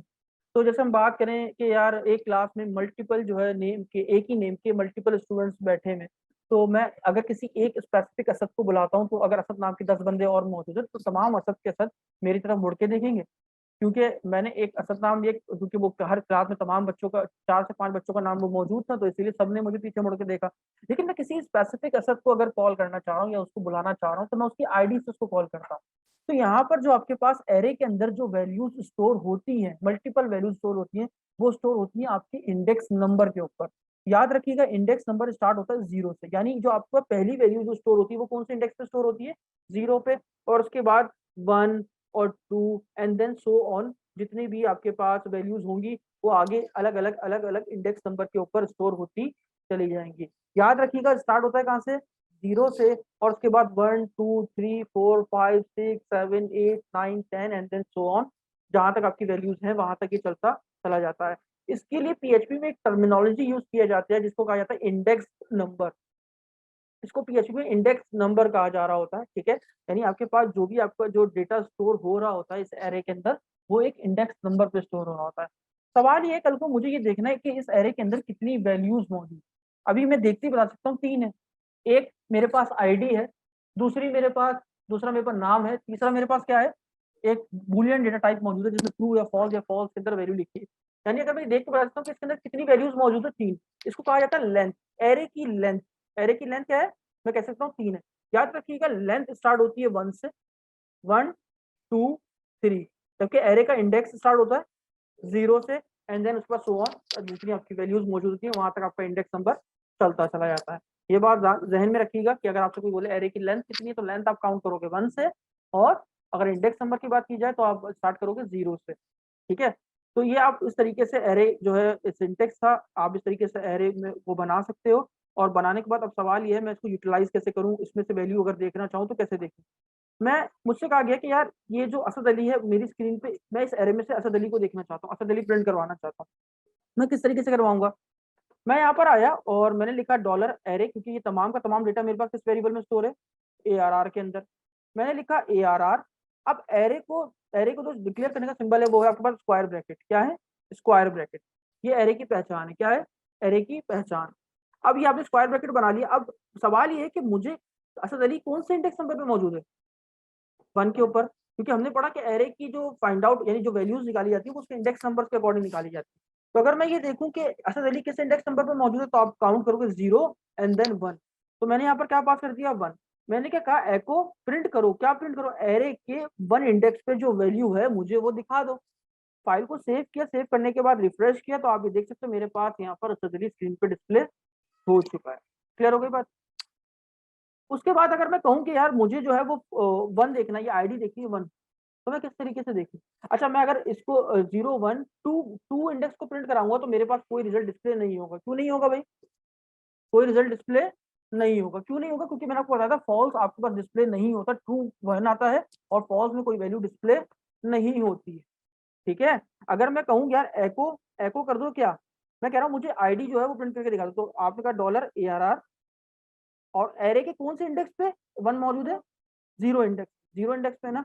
मैंने यहाँ लिखा 1, फाइल को सेव किया, सेव करने के बाद रिफ्रेश करके इसको रन कर लेते हैं, तो यहाँ पर देखो 1 भी आ चुका है। अब कहोगे सर लाइन कैसे ब्रेक करें, तो यहाँ पर आप जो है वो BR का टैग भी लगा सकते हो, डॉट, मैंने ये लिखा BR का टैग, और ये मैंने कर दिया ओपन और ये क्लोज। फाइल को सेव किया, रिफ्रेश किया, तो ये देखो मेरा नाम यहाँ पर आ चुका है और मेरे पास ये मेरी आईडी आ चुकी है, ठीक है। ये था एरे को प्रिंट करने का तरीका। लेकिन अगर मैं कहूँ मैं एरे की तमाम वैल्यूज को देखना चाहता हूँ एक साथ, कि एरे की जो तमाम वैल्यूज हैं वो कहाँ मौजूद हैं, ठीक है।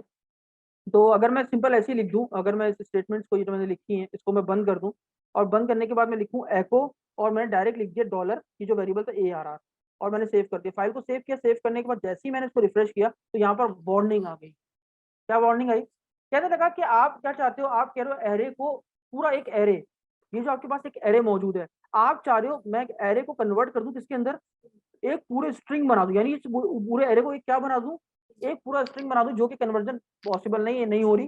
तो इसीलिए इसने आप क्या कर दिया, एक वार्निंग थ्रो कर दी। तो यानी आप एको आउटपुट फंक्शन से एरे को प्रिंट आ गया। तो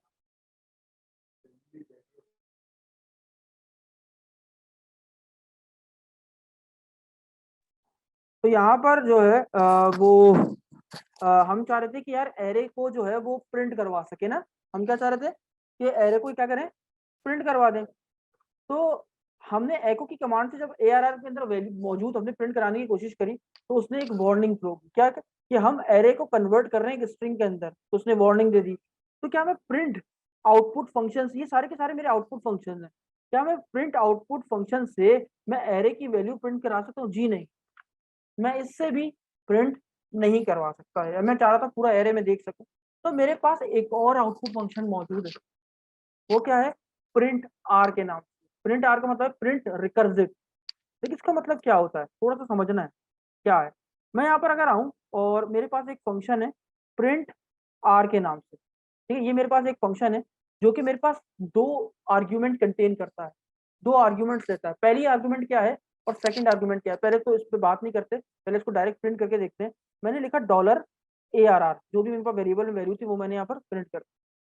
प्रिंट आर फंक्शन करता क्या, पहले तो ये जानते हैं। ठीक है, करता है आपके एरे में मौजूद जितनी भी इंफॉर्मेशन होती है वो डिस्प्ले कर देता है आपके ब्राउजर पे, ताकि ह्यूमन उसको इजीली, इंसान जो है उसको इजीली रीड कर सके। यानी इतना रीडेबल बना देता है कि आप उसको इजीली रीड कर पाते हो। आपके एरे में जितनी भी इंफॉर्मेशन होती है उसको ऐसा बना देता है कि आपके पास आप उसको इजीली रीड कर सको। ये प्रिंट आर फंक्शन इसलिए यूटिलाइज किया जाता है। आप इससे एरे की वैल्यूज भी देख सकते हो। इसको खास पर्पज यही है कि वो एरे की वैल्यूज को प्रिंट कराने के लिए यूटिलाइज किया जाता है। एरे की भी और ऑब्जेक्ट की भी वैल्यू को आप यूटिलाइज कर सकते हो यहाँ पर। अब अगर मैं इसको चलाऊं और चलाने के बाद रिफ्रेश करूं तो आप देखते हैं कितना जबरदस्त सा रिजल्ट हमारी स्क्रीन पर आता है। तो आप ये देखो एरे, और उसने मुझे ये बताया कि 0 इंडेक्स पे क्या मौजूद है, 1, 1 इंडेक्स पे क्या मौजूद है, मेरा नाम, सेकंड इंडेक्स पे क्या मौजूद है, क्योंकि फॉल्स आपको पता है डिस्प्ले नहीं होता, तो इसीलिए यहाँ पर कोई स्क्रीन पर रिजल्ट नहीं आया। आप चाहो तो इसको थोड़ा सा और अच्छे अंदाज में स्क्रीन पर डिस्प्ले करवा सकते हो। वो कैसे, तो मैं अगर इससे आके पहले लिखूं एको, और एको लिखने के बाद मैं यहाँ पर एक टैग ओपन करूंगा फ्री के नाम से, ये ओपन किया और इसके बाद यहाँ पर क्लोज कर रहा हूँ एको डॉलर, और ये मैंने खोला फ्री। तो ये और अच्छे इफेक्ट के साथ, यानी और ज्यादा ह्यूमन रीडेबल हो जाएगा, और ज्यादा इसकी रीडेबिलिटी जो है वो बढ़ जाएगी। वो कैसे, ये देखो, तो अब आप इसको और ज्यादा अच्छे तरीके से रीड कर सकते हो। अच्छा, एक चीज थोड़ी सी कंफ्यूजन हो सकती है, वो क्या, बेसिकली होता क्या है, ये ज्यादातर कहाँ यूज होगा, सवाल ये। हम प्रिंट आर को यूज करते हैं डिबगिंग करने के। अब डिबगिंग करने से मतलब मैं ये देखना चाहता हूँ मेरे एरे में कौन सी वैल्यू कहाँ पर मौजूद है, तो मैं उसको डिबग करके इस तरीके से फाइंड आउट कर सकता हूँ। सवाल ये, डिबगिंग की जरूरत हमें पड़ेगी कहाँ, प्रिंट आर का फंक्शन यूज होगा कहाँ? ये तब यूज होगा जब हम डेटाबेस से इंटीग्रेट कर रहे हो। ऐसा क्यों? क्योंकि डेटाबेस से जब हम डेटा को फैच करते हैं ना, तो डेटा हमारे पास एरे की शक्ल में आता है। किस शक्ल में आता है? एरे की शक्ल में आता है। तो हम इजीली वहां देख सकते हैं कौन से इंडेक्स नंबर पे कौन सा कॉलम उठकर आया है, उसी हिसाब से हम वैल्यू वहां से निकाल सकते हैं। क्लियर हो गई बात? तो आपके पास प्रिंट आर फंक्शन एक ऐसा फंक्शन है जो कि आपको एरे में मौजूद जितनी इंफॉर्मेशन है वो आपको डिस्प्ले करा था, ताकि आप उसको इजीली रीड कर सको।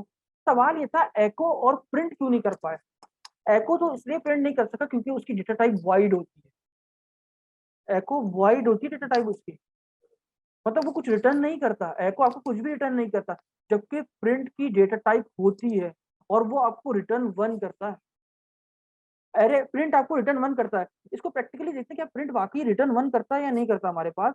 तो मैं फिलहाल के लिए एक काम करता हूँ, इस सबको बंद कर रहा हूँ। ठीक है, मैं एक वेरिएबल बना देता हूँ आपको समझाने के लिए। यहाँ पर लिखा डॉलर, और मैंने डॉलर लिखा, नेम लिखा असद। क्या लिख दिया? असद। सिर्फ आपको समझाने के लिए कि देखो प्रिंट की कमांड, प्रिंट फंक्शन आपके पास क्या करेगा, 1 रिटर्न करेगा। देखो यहाँ पर आता हूँ, एक और वेरिएबल बना देता हूँ। मैंने लिखा रिटर्न टाइप के नाम से, जो भी बना लो आप, रिटर्न टाइप के नाम से एक मैंने बना लिया एक variable return type is equal to, उसके बाद मैंने लिखा प्रिंट कर दो। क्या प्रिंट कर दो? इस नेम को। सिंपल, डॉलर नेम को मैंने प्रिंट कर दिया। अभी जो भी इस प्रिंट हुआ वो किसमें आ जाएगा? इस रिटर्न टाइप के अंदर। और मैंने क्या करा, आप एको कर दो, एको क्या कर दो, इस वेरिएबल को, जो भी इसके अंदर आए रिटर्न टाइप को आप क्या कर दो, एको कर दो। तो आप देखिएगा आप प्रिंट आपको 1 रिटर्न करेगा। यहाँ पर अगर हम इसको चलाएं, रिफ्रेश करें, तो आप ये देखो आपको एको प्रिंट ने क्या रिटर्न किया, 1 रिटर्न किया है। तो प्रिंट आपको हमेशा 1 रिटर्न करता है, एक वैल्यू। सवाल ये, प्रिंट को यूटिलाइज कहाँ किया जाता है? प्रिंट को हम यूटिलाइज करते हैं कैलकुलेशन परफॉर्म करने के, क्योंकि हमें ये रिटर्न करता है। ठीक है, एको को मल्टीपल स्टेटमेंट से हम चाहे तो वहां पर भी कैलकुलेशन के लिए यूटिलाइज कर सकते हैं, लेकिन इन दोनों में बड़ा डिफरेंस क्या है? एक तो ये डिफरेंस है कि हम एको के अंदर क्या कर सकते हैं, मल्टीपल पैरामीटर्स यानी कॉमा सेपरेटेड वैल्यूज पास कर सकते हैं। जबकि प्रिंट के अंदर हम कॉमा सेपरेटेड वैल्यू पास नहीं कर सकते। हम एको में कॉन्केटिनेट कर सकते हैं, हम वो काम प्रिंट में भी कॉन्केटिनेशन कर सकते हैं। एको की डेटा टाइप वॉइड होती है, जबकि प्रिंट की डेटा टाइप प्रिंट आपको रिटर्न करता है, वन रिटर्न करता है। क्लियर हो गई बात? तो अब बात करते हैं वापस इस, ये तो समझ में आ गया होगा आपको एको प्रिंट के दरमियान। ये सारे के सारे आपके ऊपर जो मैंने अभी आपको एको पढ़ाया, प्रिंट पढ़ाया, प्रिंट आर पढ़ाया, ये सब के सब आउटपुट फंक्शंस कहलाते हैं। क्यों? क्योंकि ये सब आपका आउटपुट आपकी स्क्रीन के ऊपर डिस्प्ले कहलाते हैं। अभी यहाँ पर बात खत्म नहीं हुई, इसको आगे फर्दर कंटिन्यू करते हैं। इसको मैं वापस से कमेंट से हटा रहा हूँ, ठीक है। अच्छा, मैंने आपको बताया आपका प्रिंट आर जो फंक्शन है वो दो, अच्छा हमने एक चीज भूल गए पढ़ना, वो क्या थी? हमारे पास दो किस्म के फंक्शन होते हैं। एक होता है यूजर डिफाइंड फंक्शन। अभी तक हमने जितने फंक्शन बनाए वो हमने बनाए, वो कौन से फंक्शन थे? यूजर डिफाइंड, जो हमने खुद बनाए। एक वो है जो कि पीएचपी में ऑलरेडी पहले से प्री डिफाइंड है, तो वो फंक्शन कहलाते हैं प्री डिफाइंड फंक्शन, जो कि खुद पीएचपी ने बना के रखे हैं। तो अभी हम जो फंक्शन यूज कर रहे हैं प्रिंट आर, वो हमारा बनाया हुआ नहीं है, वो पीएचपी का। तो वो कौन सा फंक्शन हुआ? Pre defined function. क्लियर हो गई बात? हमारे पास दो किस्म के फंक्शन होते हैं, पहला कौन सा है? यूजर डिफाइंड, फिर दूसरा कौन सा है? Pre defined function. अभी जो हम यूज कर रहे हैं वो कौन सा फंक्शन है? यू प्री डिफाइंड फंक्शन, जो कि पहले से डिफाइन किया हुआ है, ठीक है। अभी यहाँ पर बात खत्म नहीं हुई, हम देखते हैं, हमने कहा था दो आर्ग्यूमेंट्स आती है। दूसरी आर्ग्यूमेंट, पहला तो कि एरे जिसमें स्टोर है वो नाम लिख दो।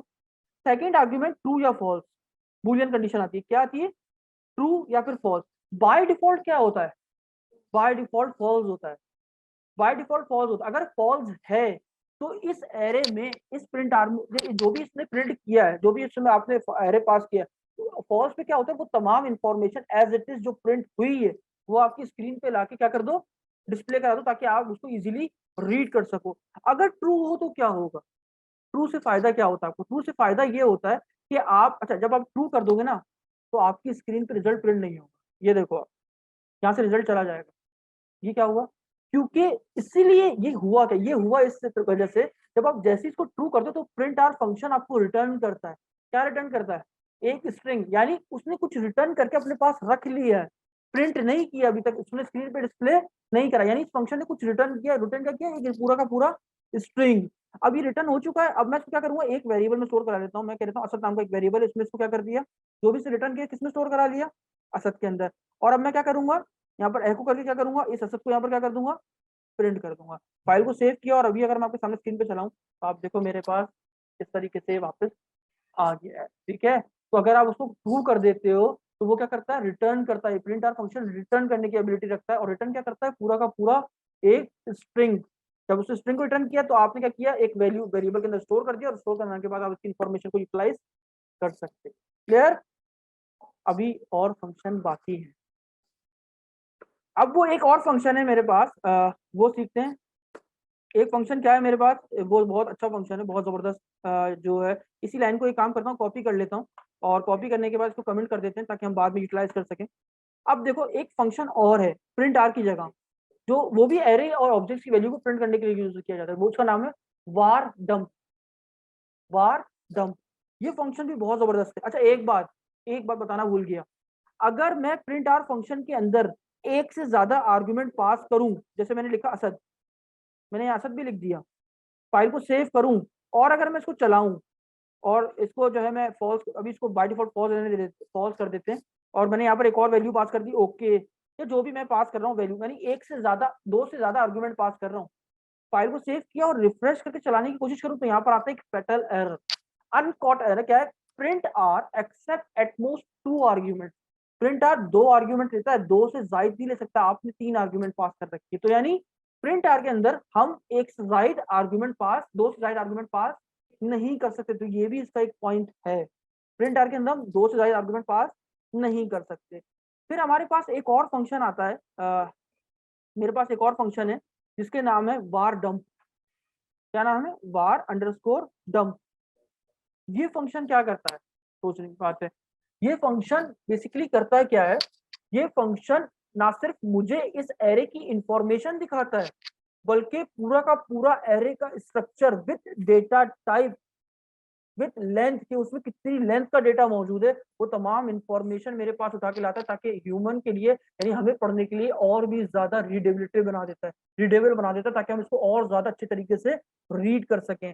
फाइल को सेव किया, रिफ्रेश करते हैं, तो आप ये देखो कितने जबरदस्त तरीके से कह रहा है। एरे की लेंथ क्या है? 3। जीरो इंडेक्स पे एक इंटीजर मौजूद है जिसकी वैल्यू है 1। वन इंडेक्स पे एक स्ट्रिंग मौजूद है जिसकी कैरेक्टर लेंथ 8 है, जिसमें नाम है असद अली, और एक और 2 पे बूलियन जो है डेटा टाइप मौजूद है जिसमें क्या पास हुआ फॉल्स। तो वार डंप आपको क्या करता है, ना सिर्फ इंफॉर्मेशन देता है बल्कि with structure with data type तमाम इंफॉर्मेशन उठा के लाता है ताकि आपके लिए और ज्यादा रीडेबिलिटी बनाई जा सके, बनाई और आप उसको इजीली यूटिलाइज कर सको। अब सवाल ये है कि वार डंप और प्रिंट आर में डिफरेंस क्या हुआ। इनमें डिफरेंस ये है, तो आप ये देखो, आप यहाँ पर देखो क्या कर सकते हो।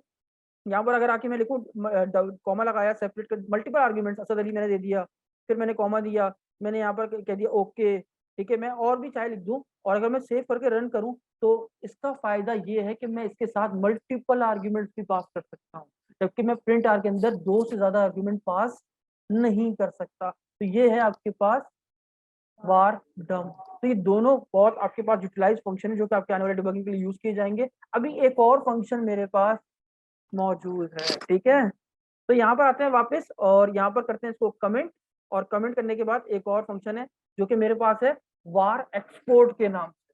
क्या नाम है? वार एक्सपोर्ट, ठीक है, वार अंडरस्कोर एक्सपोर्ट, ठीक है। यहाँ पर आते हैं इस फंक्शन में, और इस फंक्शन में देखिए इनका डिफरेंस भी चेक करेंगे। और यहाँ पर मैं पास कर देता हूँ पूरा का पूरा एरे। ये जितने भी मैं आपको पढ़ा रहा हूँ फंक्शन, ये सब के सब क्या कर रहे हैं, एरे या फिर ऑब्जेक्ट का डेटा को प्रिंट कराने के लिए यूटिलाइज किए जाते हैं। लेकिन इनमें फर्क भी है। फाइल को सेव किया, अच्छा, बार एक्सपोर्ट एज इट इज आपके पास प्रिंट आर की तरह वर्क करता है, एज इट इज डिक्टो किसकी तरह वर्क करता है, प्रिंट आर की तरह। मैं आपको दिखाता हूँ, फाइल को सेव किया, चलाया, ये देखो आप बता रहा है कि एरे के 0 इंडेक्स पे 1 मौजूद है, 2 पे असद अली मौजूद है, और 1 पे असद अली मौजूद है, और 2 पे फॉल्स मौजूद है। अच्छा, अगर मैं इसके अंदर एक से ज्यादा आर्गुमेंट पास कर दूं, मैंने क्या कॉमा असद अली, अभी मैंने आपसे क्या कहा कि प्रिंट आर ये किसकी तरह वर्क करता है, प्रिंट आर की तरह। तो प्रिंट आर में हम 2 से ज्यादा आर्गुमेंट तो ले ही नहीं सकते, तो बिल्कुल जब ये सेम है तो इसमें भी नहीं ले सकते होंगे, चेक कर लेते हैं। लेकिन कॉमा, और यहाँ पर मैंने 2 से ज्यादा आर्गुमेंट पास कर दी, सेव किया, रिफ्रेश किया, fatal error, var export expect at most 2 arguments, you are given 3 argument, तुमने 3 वैल्यूज पास कर दी हैं, तो इसीलिए यहाँ पर एक एरर थ्रो शो हो गई। तो हमने ये देखा कि वार एक्सपोर्ट के अंदर जो है, अगर हम 1-2 से ज्यादा आर्गुमेंट्स पास करें और पास करने के बाद अगर उसको रिफ्रेश करें पेज को, तो आप देख सकते हो मेरे पास वही एरर जो मेरे पास आपके प्रिंट आर के अंदर एरर आ रहा था, सेम एज इट इज वही एरर यहाँ पर भी आपको देखने को मिल रहा है।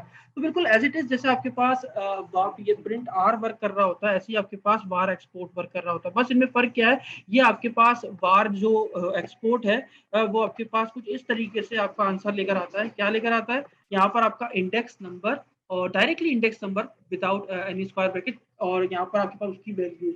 तो हमने देखा कि हमारे पास ये 3 फंक्शंस हैं जो कि हमारे पास क्या करते हैं, हमारे पास हमारे एरे में मौजूद जितनी भी इंफॉर्मेशन है, तो कोई इंफॉर्मेशन दिखा रहा है विद वैल्यूज, कोई इंफॉर्मेशन विद स्ट्रक्चर दिखा रहा है, कोई इंडेक्स नंबर विद वैल्यूज दिखा रहा है, तो इनकी मदद से हम क्या कर सकते हैं, इन फंक्शंस की मदद से हम क्या कर सकते हैं, हम एरे या ऑब्जेक्ट की वैल्यूज को प्रिंट करवा सकते हैं। ठीक है, तो खत्म करते हैं आज का लेक्चर यहाँ पर, और तब तक के लिए इजाजत दीजिए, मिलते हैं अगले किसी टॉपिक में। अल्लाह हाफिज।